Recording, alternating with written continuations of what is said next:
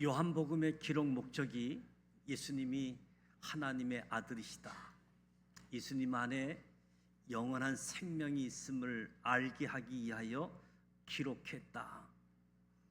예수님이 누구인지 알아야지 됩니다.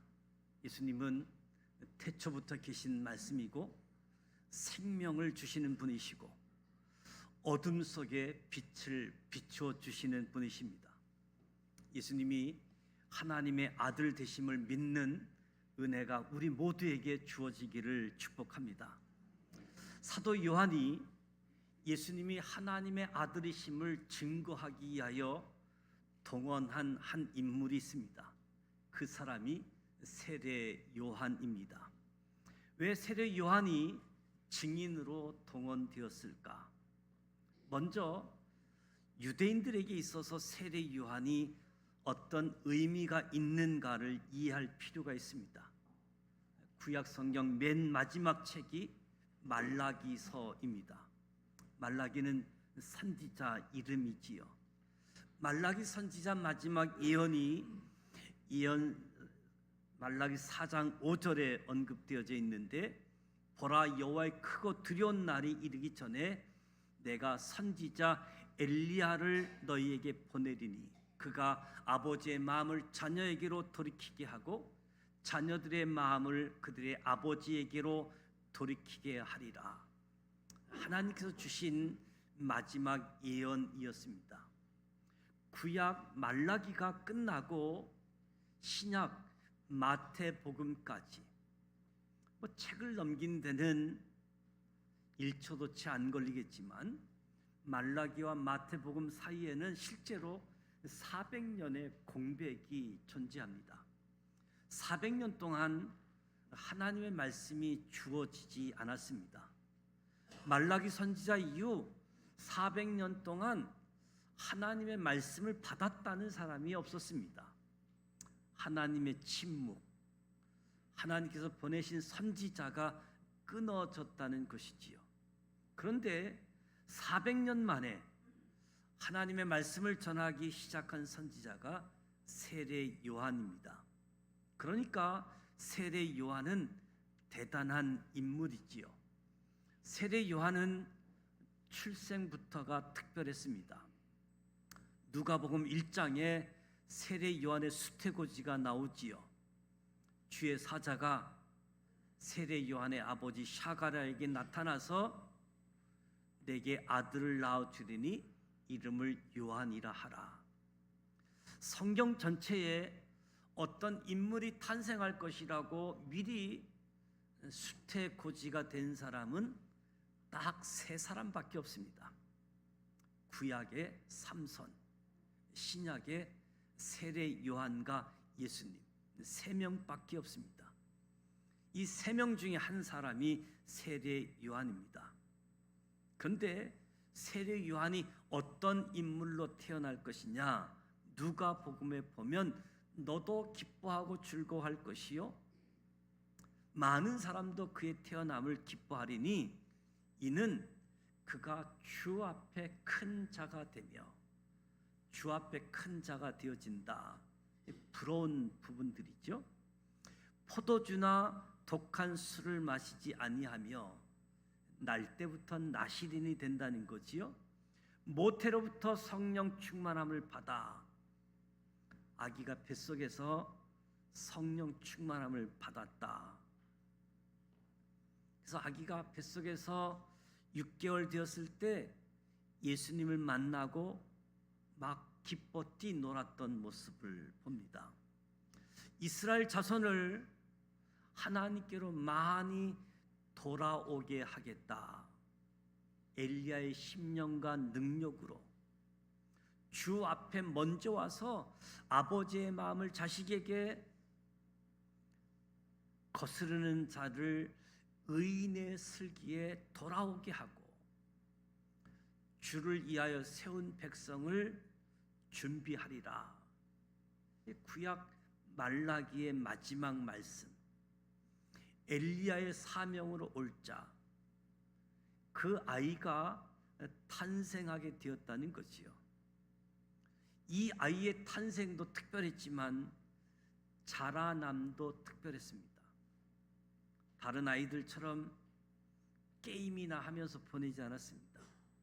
성경은 이 아이가 빈들에서 심령이 강해지기까지 기다렸습니다. 어린 시절을 말씀과 기도로 보낸 아이였지요. 이 아이가 때가 되었을 때에 강야에서 말씀을 전하는 사역을 하는데 얼마나 말씀을 잘 전하는지 많은 사람들이 그 앞에 몰려왔다고 합니다. 독사의 자식들아 회개하라고 사자후를 토해냈는데도 많은 사람들이 세례 요한 앞에 왔습니다. 그래서 많은 사람들이 혹시 이 사람이 메시아가 아닐까 생각할 정도로 세례 요한 하면 그 당시 누구나 다 아주 센세이션을 일으켰던, 오늘날로 이야기하면 누구나 다 아는 유명 인사, 연예인이라고 생각하면 되겠지요.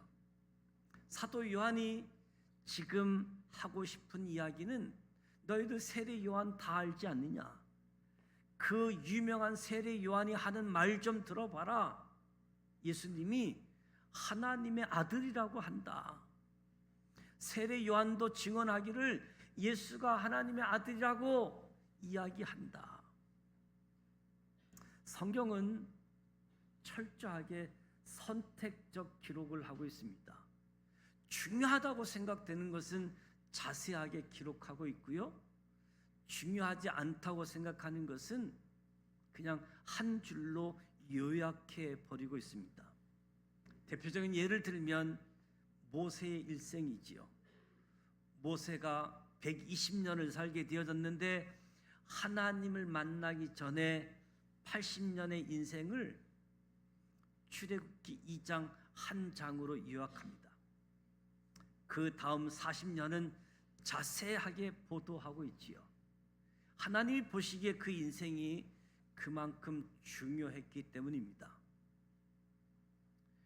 세례 요한의 증언을 성경이 어떻게 보도하고 있는지 오늘 읽은 말씀을 보면 세례 요한의 증언을 3일 동안 연속으로 기록해 주고 있습니다. 첫 번째, 요한복음 19절부터 28절까지 유대인들이 예루살렘에서 제사장과 레인들을 요한에게 보냅니다. 내가 누구냐고 묻습니다. 두 번째 29절을 보면 어떻게 시작하느냐 하면 이튿날, 그러니까 전날에 있었던 일 뒤이어서 그 다음 날도 이야기하는 거지요. 그 다음 날 있었던 요한의 증언을 29절부터 34절까지 소개하고 있습니다. 그리고 35절에 또 뭐라고 나오느냐 하면 또 이튿날, 그러니까 3일 연속 세례 요한의 증언을 연속 보도하고 있습니다. 굉장히 이례적이라고 할 수 있겠지요. 성경이 한 사람에 대하여 3일 연속 보도한 적이 없었습니다. 성경은 선택 기록을 하고 있기 때문에 요한이 예수님에 대한 증언이 얼마나 중요하면 요한이 첫째 날 한 증언, 둘째 날 한 증언, 셋째 날 한 증언을 빠짐없이 기록해 주고 있는 것이지요. 요한의 3일 동안 한 증언을 한 줄로 요약한다라고 한다면 보라, 하나님의 어린 양이로다. 그를 따르라. 19절부터 28절에 있는 첫 번째 증언을 살펴보게 되어지면 유대인들이 요한에게 사람을 보내지요. 도대체 너는 누구냐? 요한이 드러내어 말하고 숨기지 아니하면서 드러내서 하는 말이 나는 그리스도가 아니다. 그러면 너는 누구냐? 우리 보낸 사람에게 대답할 수 있는 답을 줘라. 너는 누구냐? 나는 선지자 이사야의 말과 같이 주의 길을 곧게 하라고 강야에서 외치는 자의 소리다. 첫날 요한의 증언을 요약하면 나는 소리에 불과한 사람이다. 나한테 집중하지 말아라. 너희가 관심을 갖고 찾는 분 메시아는 너희 가운데 계시다. 요한은 지금 우리 눈에 보이지 않지만 너희 가운데 계시다. 지금도 예수님께서 이 자리에 우리와 함께 하고 계십니다. 이것을 볼 수 있는 은혜가 우리에게 있기를 원합니다.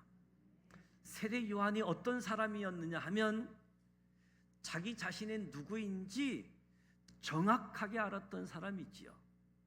사람들이 생각하기를 혹시 이 사람이 메시아가 아닐까? 요한은 드러내고 말합니다. 나는 그리스도가 아니다. 나는 외치는 소리다.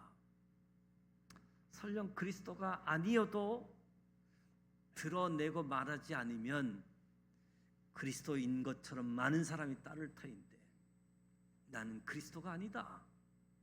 나는 외치는 소리다. 자기 자신이 누구인지를 정확하게 알았던 사람이지요. 소리의 특징이 무엇입니까? 소리는 사라지는 거지요.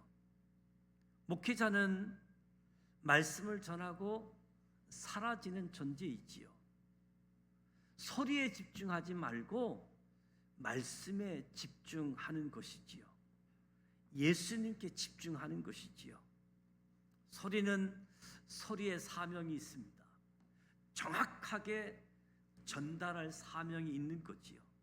소리는 분명하고 정확하게 자기가 내야 될 소리를 낼 사명이 있습니다.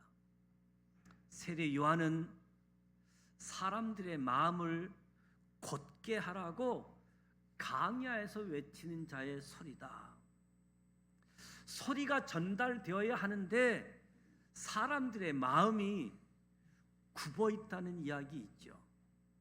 이 굽은 마음을 펴줄 사명이 세례 요한에게 있다라는 사실을 구체적으로 이사야에서 언급하고 있습니다. 이사야 40장 3절에 외치는 자의 소리여 너희는 강야에서 여호와의 길을 예비하라. 사막에서 우리 하나님의 대로를 평탄하게 하라. 골짜기마다 도두어지며 산마다 언덕마다 낮아지며 고르지 아니한 곳이 평탄하게 되며 험한 곳이 평지가 될 것이요. 하나님 보시기에 높은 마음들이 있대요. 언덕 같은 마음들이 있대요. 이 마음이 낮아지기를 원합니다. 하나님 보시기에 골짜기 같은 마음, 푹 들어간 마음, 평지가 되게 하신다. 사람을 두 종류로 표현하고 있는데 어떤 사람은 마음이 너무 높다. 마음이 너무 높다라고 하는 것은 마음이 너무 교만하다는 거지요. 그래서 주님이 그 높은 마음을 넘어서 못 오신다고. 우리 가운데 교만한 마음이 있다라고 한다면 낮아지는 은혜가 주어지길 원합니다. 그래야 주님이 내 안에 들어오실 수 있다는 거지요. 어떤 사람은 마음이 지나친 자기 열등감, 자기 비하에 골짜기처럼 낮아진 마음이 있다는 겁니다. 그 마음도 올라오기를 원합니다. 그래야 주님이 우리 속으로 들어오는 은혜가 주어지는 거지요. 세례 요한이 감당한 첫날 증언의 핵심은 나는 그리스도가 아니다. 보라, 예수님이 우리 가운데 계시다. 이것이 첫날 세례 요한의 증언이었습니다. 둘째 날 세례 요한의 증언을 29절로 34절에서 보게 되어지면 보라, 세상 죄를 지고 가는 하나님의 어린 양이로다. 예수님이 하나님의 어린 양입니다. 양이라는 이야기를 듣게 되어지면 우리에게 떠오르는 이미지는 목장에 풀 뜯고 있는 양의 모습이겠지요. 이스라엘 사람들에게 있어서 어린 양 하면 떠오르는 이미지는 첫 번째는 유월절 어린 양입니다. 출애굽하는 날 유월절에 온 가족이 양 한 마리를 잡았습니다. 아무 죄 없는 어린 양 한 마리가 가족을 대신해서 죽었습니다. 양의 피를 문설주와 좌우 임방에 바르고 이 피를 보면 죽음의 사자가 넘어간 유월절 사건이 출애굽기에 기록되어져 있지요. 어린 양이 한 가족을 대표해서 죽게 되어진 것. 이스라엘 백성에게 있어서 어린 양 하면 떠오르는 이미지는 대신 죽은 양입니다. 레위기 16장에도 속죄 제물로 보통 양을 쓰게 되어지는데 분명 내가 잘못을 했고 내가 죄를 지었는데 어린 양 한 마리를 끌고 옵니다.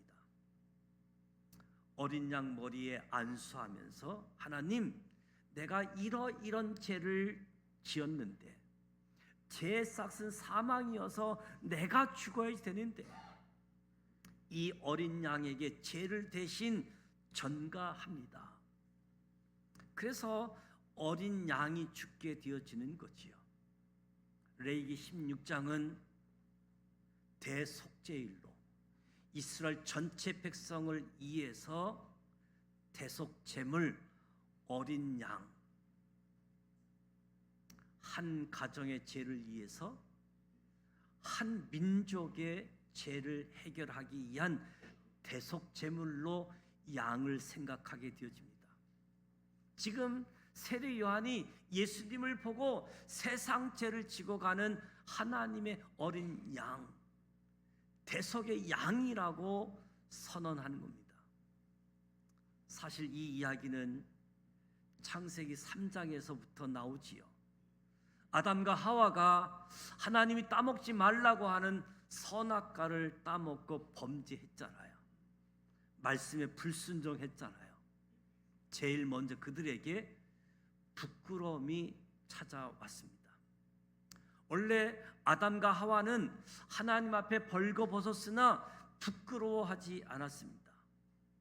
벌거벗었으나 부끄러워하지 않는 관계는 금슬이 좋은 부부 관계에서, 정말 벌거벗었으나 부끄러워하지 않는 관계는 부모와 어린 자식 관계가 부끄러워하지 않는 관계이지요. 근데 뭔가 문제가 생겼습니다. 부끄러워하지 않던 자녀가 뭔가 이상한 것을 경험하고, 부끄러워하지 않는 부부 사이에 뭔가 부끄러워지고, 죄가 들어왔기 때문인 거지요. 그들이 숨어서 무화과 잎으로 자기들의 부끄러움을 가리는, 하나님은 아담과 하와가 보는 앞에서 어린 양 한 마리를 죽입니다. 어린 양의 피를 흘립니다. 죄는 아담과 하와가 지었습니다. 어린 양은 아무 잘못이 없습니다. 이것을 똑똑히 보게 하십니다. 너의 죄의 결과를 보게 하시는 거지요. 그리고 양의 가죽을 벗기고 그 가죽 옷을 입혀서 두 사람의 허물을 덮어주십니다. 아무 죄 없는, 아무 상관없는 어린 양이 아담과 하와를 위해서 대신 죽었습니다.